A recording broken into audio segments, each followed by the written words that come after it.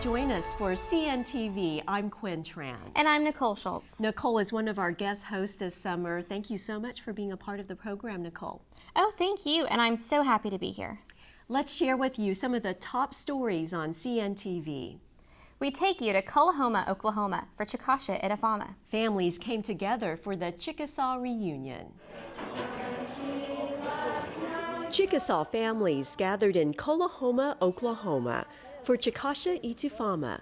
This was the 17th annual Chickasaw reunion, a two-day celebration of the tribe's timeless culture, history, music, and traditions. Chickasaw artisans had their work on display, and people of all ages joined in on a variety of activities. The featured activity this year, Chunky. It's an ancient game using a disc and spears. You throw the disc, and then as soon as you throw it, the javelin throwers have to throw theirs as well. And they have to guess pretty much on the fly of where exactly the stone is going to stop. And it's a combination, I guess, in a modern sense of like baseball and how the pitchers can throw like a curve or straight or just mix it up on the throws, and horseshoes where you're trying to make that point by throwing the object. Historians believe Chunky was played centuries ago, as far back as 600 AD. The University of Oklahoma honors Governor Bill Anoatubby. Governor Anoatubby was awarded an honorary degree at OU's 2014 commencement ceremony. Governor Anoatubby was among 4 outstanding leaders who received honorary degrees. OU President David Boren said the university is proud to honor Governor Anoatubby. Governor Anoatubby has led the Chickasaw Nation through an economic transformation. Under his leadership, the Chickasaw Nation became one of the first tribal governments in the United States to be certified with a superior rating for management and fiscal controls. The governor was also recognized for initiatives in healthcare, including the Oklahoma American Indian Cancer Support Program. Also under his leadership, the Chickasaw Nation Native American Law Chair was established at OU's College of Law. It is the first endowed chair of its kind in the country to attract national scholars in Native American law. The Putnam City Public Schools Foundation honors Chickasaw Ambassador Neal McCaleb on its Wall of Fame. Ambassador McCaleb joins 10 other distinguished Putnam City Schools graduates on the Wall of Fame. The honor is bestowed upon those who work to improve the lives of others. Ambassador McCaleb served 3 presidents, served as the Assistant Secretary of the Interior for Indian Affairs, and spent several years in the Oklahoma House of Representatives. In other news, the state of Oklahoma has honored the Chickasaw Nation for its efforts on the Latta Road Main Street project. The tribe was named the gold winner in the Country Roads category. The Chickasaw Nation partnered with the city of Ada to widen the road near Latta and Main Street. The project also included removing a dangerous center median and installing a sidewalk for pedestrians. The Chickasaw Nation has also earned a national award for road improvements. The Asphalt Emulsion Manufacturers Association recognized the tribe with top honors for its dedication to repairing roads. The Chickasaw Nation is the first Native American tribe to earn this national award. Tornadoes can happen in Oklahoma at any time year-round. But this time of year through August is most prime for twisters. 1 year ago this summer, relief and recovery efforts were underway after a string of deadly storms. Today, memories of the tornado on May 20th, 2013 remain vivid for those caught in that storm. Hi. Good morning, Pat. How are you doing? Good. How are you? I know my mom would be really proud of me, of what I'm doing now. Resenda Lopez is following in her mother's footsteps. Well, she was a nurse, and she was proud to be Chickasaw. She was a full-blood Chickasaw. She's always instilled Chickasaw ways into us, and caring for other people was one of them. And you have all your medications. Resenda is a Chickasaw Nation community health representative. She sees Chickasaw elders daily, visits them in their homes. We go in and do vitals, and we oversee their medication, make sure they're up on their appointments and have all their medications. Sounds Real great. good to see you. All right, same here. You take Love care. you. Love you too. Bye-bye. Just kind of be an advocate for them. See you later. You too. Bye-bye. Her work requires her to travel hundreds of miles every day. It is a lot of driving, and I would say we probably do about 300 miles a day because our area is so large. During the day, our work days, you know, nothing really gets in our way, not even the weather. We just go even when it's snowing. And rain was really never a thought, you know, never. That changed on May 20th, 2013. On her way back from Pauls Valley, Resenda was traveling on Interstate 35, approaching Cleveland County. She noticed the sky darkening and the wind howling. The wind was picking up really bad, and enough to where I could hardly keep the car on the road. Starting right here is where I seen the cars. They were up under the bridge, pulled over.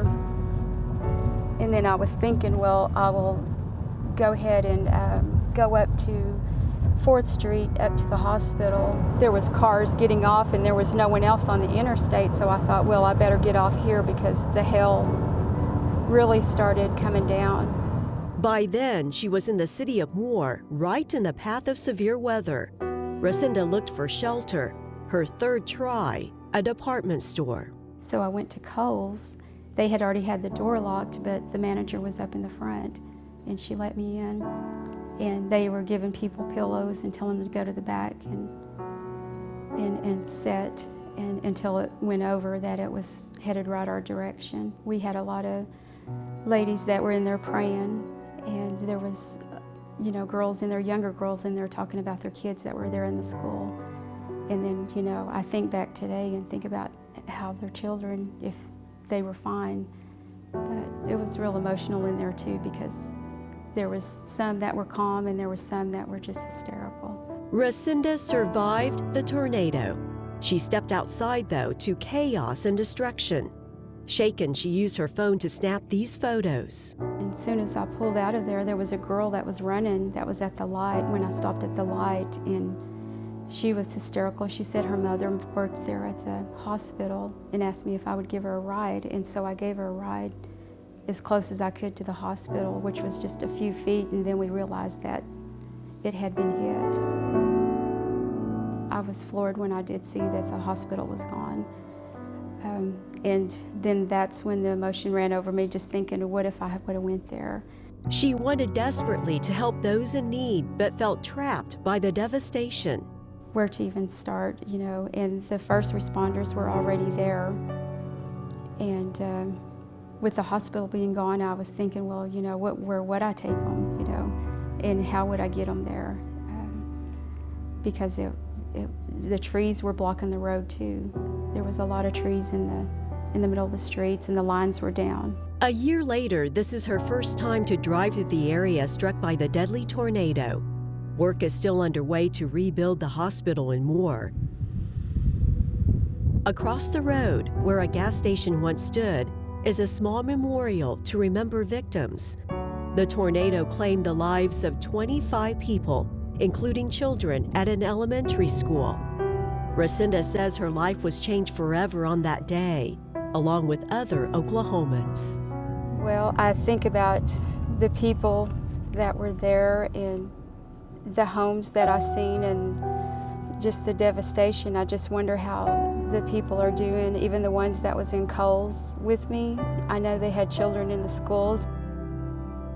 Where I was raised, you know, we were always raised with strong faith and,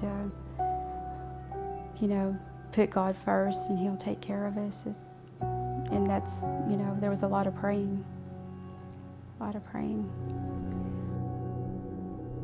We appreciate Resenda for sharing this story. It was her first time back to that area. She was very brave to travel with us and show the path of the May 20th storm. That storm was part of an outbreak of tornadoes.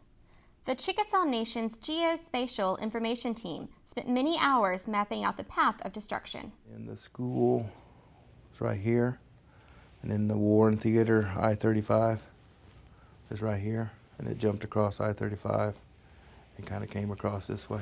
Using state-of-the-art technology, the Geospatial Information Team created maps and a web database.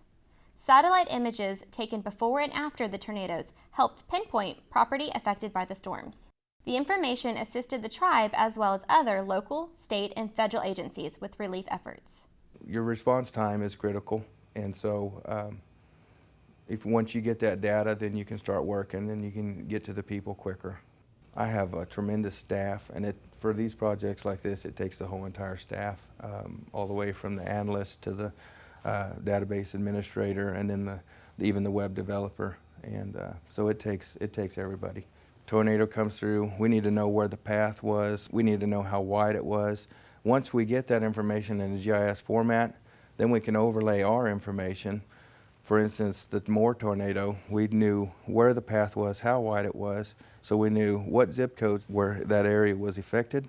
We knew where the citizens were, we knew where the employees were. We had post and pre imagery of the area, so we could go in and see the devastation. It was very emotional working that center up there. I didn't realize it was going to, but the stories that people would have and the devastation that you saw, I think it's just a blessing to work for the Chickasaw Nation that was there for their citizens and their employees. The Chickasaw Nation's Geospatial Information Team has helped other organizations outside of the state. They've assisted other communities affected by natural disasters, including wildfires and flooding. And so they stay prepared for anything. They do tremendous work to help others. In the next episode of CNTV, we'll update you on a Chickasaw family, how they've rebuilt their lives after last year's storms. Look for that story next time. We'll see you back here then.